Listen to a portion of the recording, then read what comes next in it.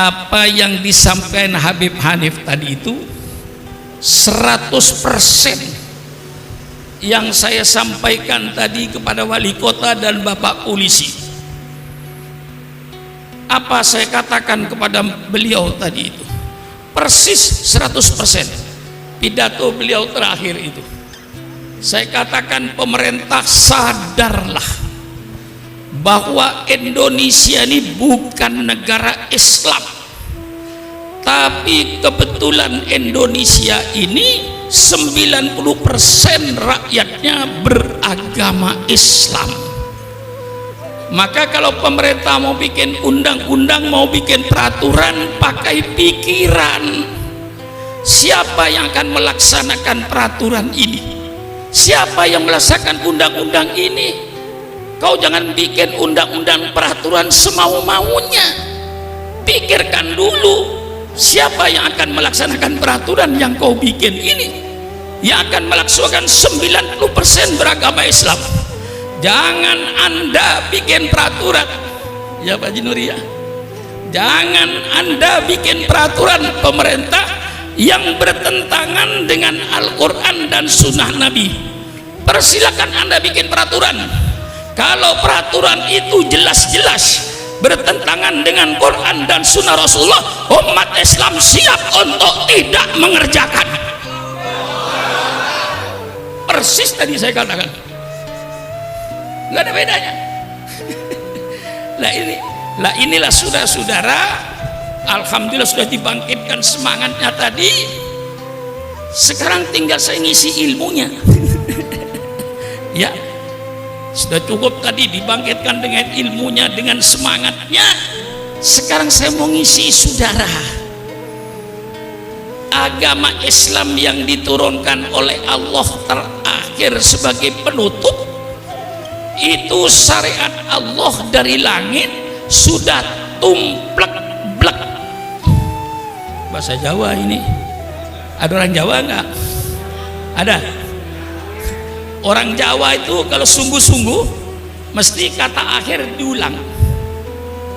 Kalau orang Jawa bilang kemarin di Jatinegara macet, nggak apa-apa, itu masih jalan. Tapi kalau orang Jawa bilang kemarin Pak Kiai di Jatinegara jalan macet, itu orang Jawa itu. Matiin mesin. Udah, nggak usah jalan, matiin aja mesin udah.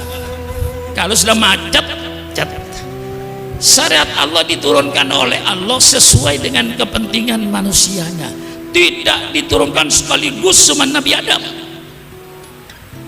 Karena diturunkan sekaligus sama Nabi Adam, banyak yang tidak dijalankan. Zaman Nabi Adam tidak ada undang-undang nyolong. Mengapa tidak ada undang nyolong? Karena zaman Nabi Adam tidak ada orang nyolong. Mengapa tidak ada orang nyolong? Karena tidak ada orang. Selesai. Untuk apa diturunkan undang-undang nyolong? Nggak ada gunanya itu. Dunia belum dikapling-kapling. Negara saja belum ada. Nggak perlu, nggak diturunkan oleh Allah.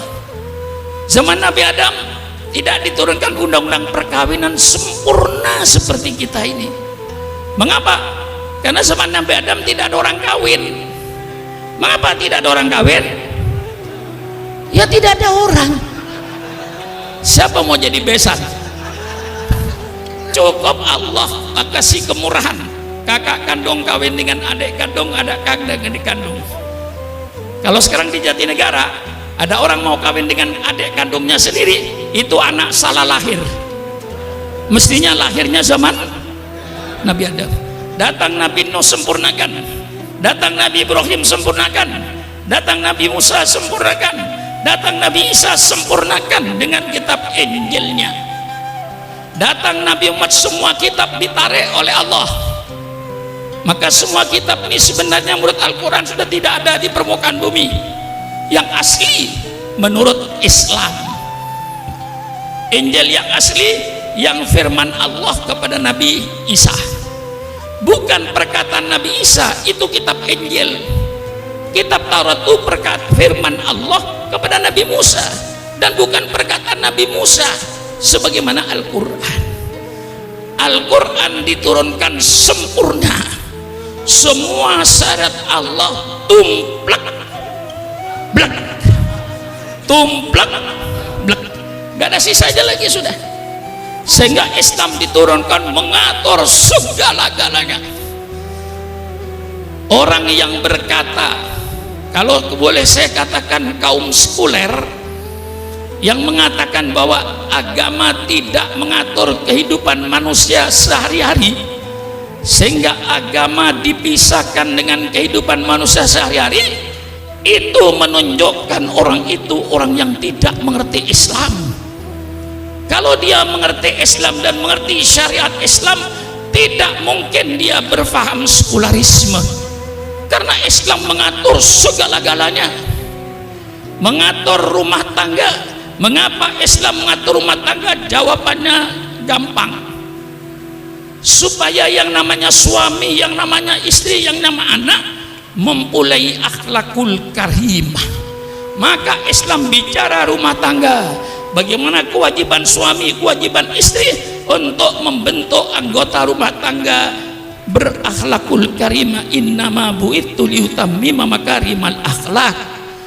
Allah berbicara soal bermasyarakat, bagaimana kita bertetangga, bermasyarakat supaya rukun, supaya damai. Kembalikan kepada ajaran Islam, mesti rukun, mesti damai. Tetangga dengan tetangga mempunyai akhlakul karimah. Man kana yu'minu billahi wal yaumil akhir falyukim jarahu.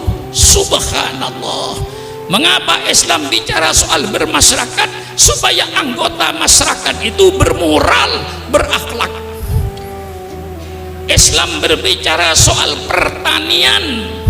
Mengapa Islam bicara soal pertanian? Supaya petani-petani itu berakhlak Islam. Jangan ngambil tanah orang walaupun satu jengkal, akan dikalungkan api neraka. Tanamlah tanah yang milikmu, jangan sampai menanam tanah milik orang lain. Nanti setelah panen apa kewajibannya? Lihat fakir miskin. Itulah sebabnya Islam bicara soal pertanian, supaya petani-petani itu berakhlak, bermoral. Mengapa Islam bicara ekonomi? Bicara soal jual beli, bicara soal koperasi. Siapa bilang Islam tidak bicara soal ekonomi? Orang yang berkata Islam tidak bicara ekonomi, itu orang yang bodoh, tidak tahu syariat Islam. Kalau dia baca Fathul Qorib, dia baca Fathul Mu'in, ada babul bai', bab tentang jual beli, ahallallahul bai'a wa harramar riba, ini ekonomi. Ar-rasi wal murtasi finnar, orang yang menyuap dan yang terima suap di neraka. La ta'kulu amwalakum bainakan, harta orang lain dengan cara yang batil, ngurangin timbangan dan seterusnya. Islam mengatur ekonomi sampai cara mesen barang. Islam mengatur menurut sunnah Rasulullah bagaimana cara mesen barang, bagaimana berkooperasi. Islam mengatur bagaimana cara penanaman modal yang dikenal dalam hukum fikih babul qarat. Ada yang membaca babul qirat, persilakan. Bagaimana investasi dalam Islam? Islam berbicara sampai mendetil bagaimana memesan barang. Ya kayak sekarang ini ada online, ada syarat-syaratnya, memesan namanya babus salam. Bagaimana kita memesan barang, syaratnya bagaimana, pembayarannya bagaimana. Persilakan baca Fathul Qorib, Fathul Mu'in. Jadi kalau ada tokoh Islam berkata bahwa Islam tidak mengatur kehidupan manusia sehari-hari, itu keluar dari orang-orang yang bodoh dan tidak mengerti syariat Islam. Paham? Paham? Mestinya saya sudah tidak pidato begini. Dulu 40 tahun yang lalu saya begitu pidato begini. Tapi kalau sudah Islam dikutek-kutek, Saya katakan jangan membangunkan macan tidur. Saya sudah tidur sebenarnya karena tua, tapi jangan coba-coba Islam itu dipermainkan. Syukur akan tampil sebagaimana dulu ketika umur 20 tahun 30 tahun tangan saya masih mampu untuk nonjok-nonjok. Kalau ini sudah menyangkut soal Islam, jadi orang yang berkata Islam tidak mengatur ekonomi, tidak mengatur politik, itu orang yang bodoh Islam. Ngaji, jangan Islamnya cuman asyhadu an la ilaha illallah wa asyhadu anna muhammadar rasulullah, tidak pernah belajar Islam, tidak pernah ngaji tafsir, tidak pernah ngaji hadis, lalu berkata bahwa Islam tidak mengatur kehidupan manusia. Itu keluarlah dari pemikiran orang-orang yang bodoh Islam. Paham? Mengatur ekonomi, mengatur ekonomi supaya pelaku ekonomi bermoral.